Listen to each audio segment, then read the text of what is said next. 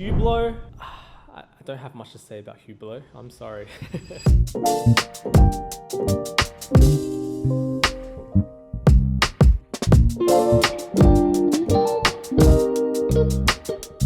Alright guys, a little interruption from our watch hunting series this week. We're back in our Sydney showroom. A lot has happened in the previous week in the world of watches. First of all, Watches and Wonders 2025 just concluded. A lot of very cool new releases that I think we should talk about.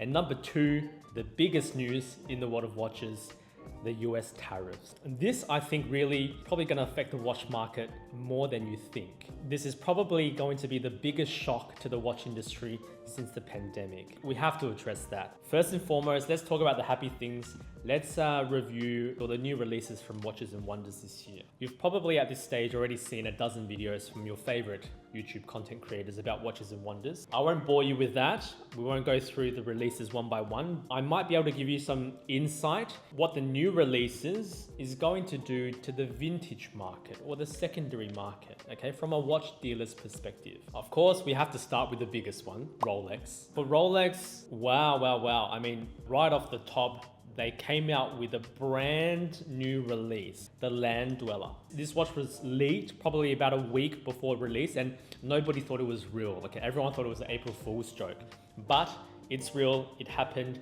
They released a completely new model. Some of you guys may not know, but this model off the bat, it's inspired by the vintage Rolex Oyster Court. There's no denying that. It's got a very angular case with very sharp corners, very tight finishing. There's no roundness to the case at all. It's essentially a re-release of this, the vintage Oyster Quartz. This is a watch, the originals, they were made in the 1970s, actually rumored to have been designed by Gerald Genta.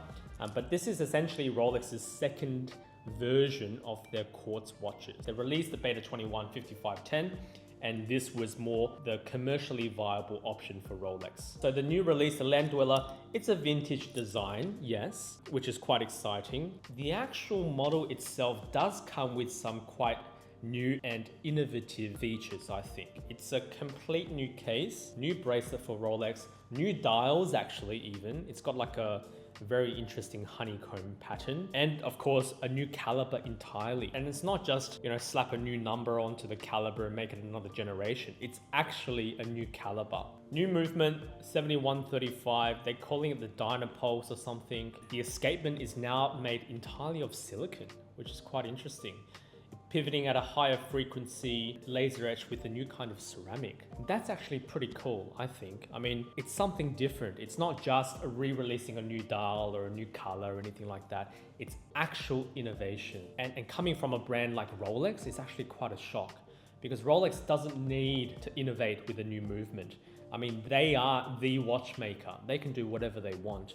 Yet they surprised everyone, came out with a new line, new dial, and also new movement within the same model. I think the Land Dweller is actually quite an interesting watch. I've already grown to love the watch. The more I look at it, the more I think it's actually quite special. I really can't wait to try these on wrist. I mean, of course, I'm partial to the vintage. I think the first generation Oyster Quartz with the more slab-sided brutalist type design bracelet is much more attractive, but the newer ones are a bit more blingy, but still very cool. I like them. Patek came out with quite a number of new models this year as well. First of all, the Patek Philippe quadruple complication 5308G. That's quite spectacular. I think that's definitely a very impressive watch. And then a couple of new Nautilus, a couple of new Calatrava. There's a really nice Calatrava in platinum with almost a copper salmon dial. I think that's gonna be a hit. But of course, the biggest news is the Cubitus. Okay, the Cubitus now comes in a reasonable size at 40 millimeters. Probably 6 months too late, okay? I think the hype for the watch has already significantly died, but finally they came out with the right size. I think it's strategic. Overall, pretty standard releases, nothing too out of the ordinary, but quite solid nonetheless. All right, now let's talk about Vacheron. Vacheron shocked the watch world this week with essentially the most complicated wristwatch ever made. It kind of reminds me of, you know, a couple years ago when Lange held the record for the double split perpetual calendar chronograph. And then without competition, they randomly came out one year with triple split perpetual calendar chronograph, right? It's like over-engineering without competition. And I think that's kind of what Vacheron tried to do this year, okay? They came out with an extremely complicated watch. Is it impressive? Yes. Is it attractive? It's not for me. In terms of complicated wristwatches this year, I actually very much prefer the Anlanger & Son perpetual calendar minute repeater. Again, a very over-engineered watch, very bulky, very big, but I think the balance is beautiful. It's got the right proportions, it's got the right balance. Insofar as a complicated release this year, my pick would be the Lange. But Vacheron did come out with another model that caught my attention this year. It's under their like fine crafts collection. I think it's called Les Cabinotes Tribute to the Tour de Lille. I completely butchered the pronunciation, I'm sure. But essentially, it's miniature enameling. Okay, these are incredibly intricate, delicate dials that are hand-painted with enamel and fired in the kiln over and over and over again to create an incredible depth of color and of luster within the dials themselves. I love miniature enameling. I'm actually a big fan. I have in my personal collection a cloisonné enamel piece actually from Credo. And this one, it's incredibly intricate. There's just so much artistry in all of the gold wires that are set into the dial, and then just layers upon layers upon layers of miniature enameling that's applied into the dial itself. It's really good to see a brand like Vacheron come out with the entirely new line of miniature enameling and really focusing on the high horology and the high artistry of their pieces instead of just releasing a bracelet or releasing another color to an existing watch. Piaget.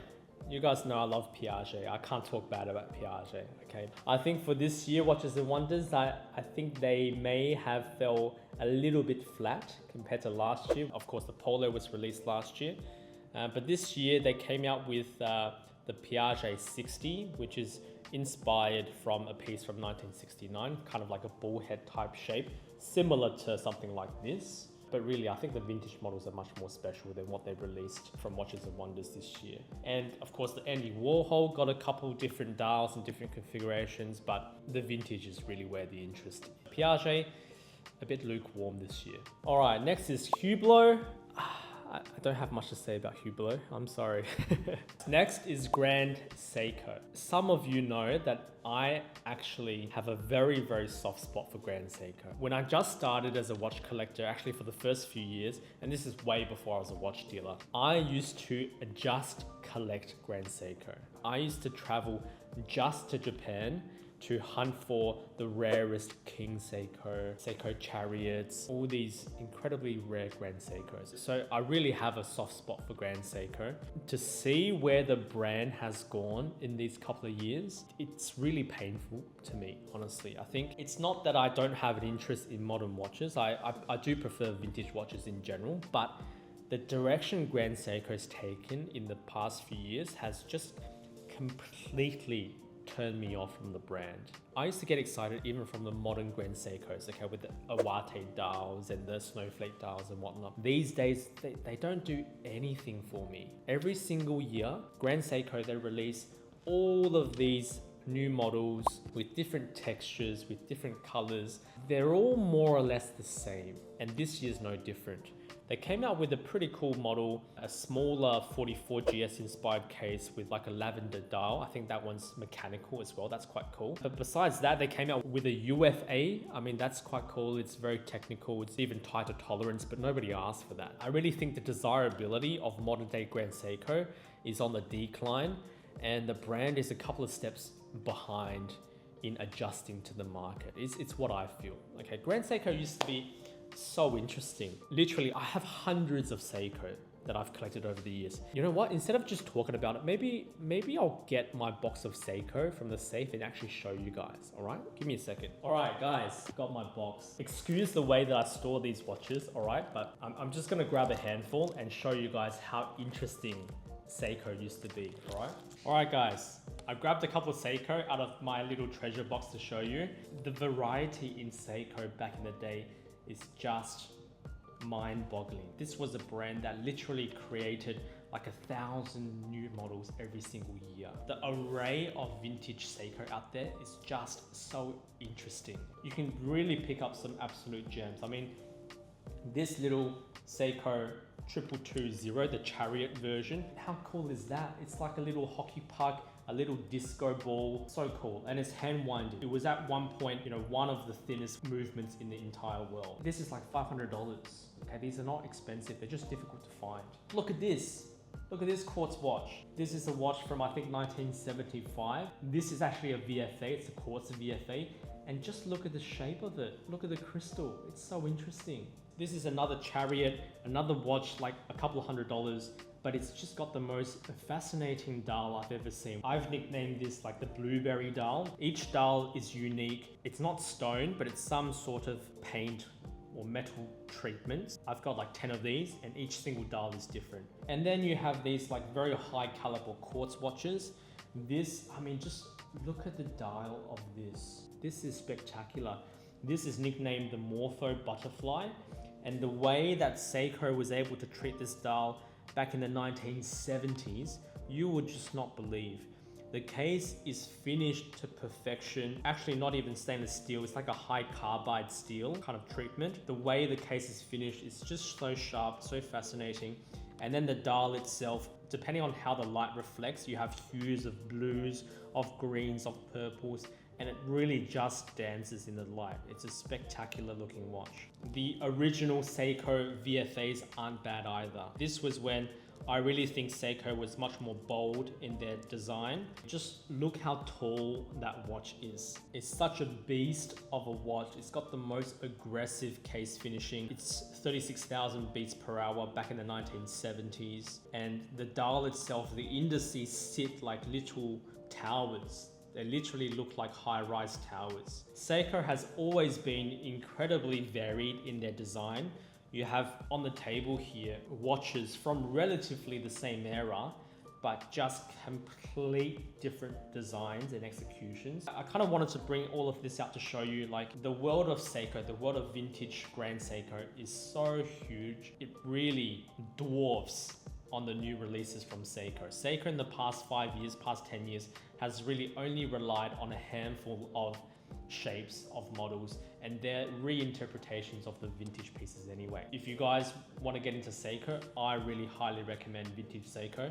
For modern Seiko, I'm really turned off from the brand. Last but not least, we have to talk about Cartier. You guys know I love Cartier. I'm partial to Cartier. Pretty much like everything in this office is Cartier. Okay, so my opinion may not be the most unbiased, but I still have an opinion about Cartier. So let's go through the new models. Cartier re-released their Tank Aguichets. Of course, this is a model that was made in such small quantities over the years. A couple of these in platinum and maybe 100 of these in rose gold during like a CPCP release. But they re-released these in a slightly larger case size and with slightly different dial elements. The overall design, the overall look is very much still faithful to the original. It's got that sort of iron mask look, which is what they call it. I think it's spectacular. I love the model. I love the jump power. I love the window for the moving minutes as well. There's of course no seconds hand. I think it's a big statement on the wrist. It's a watch that you either get or you don't. Okay, it's not for everybody. And they came out with quite a unique version as well, the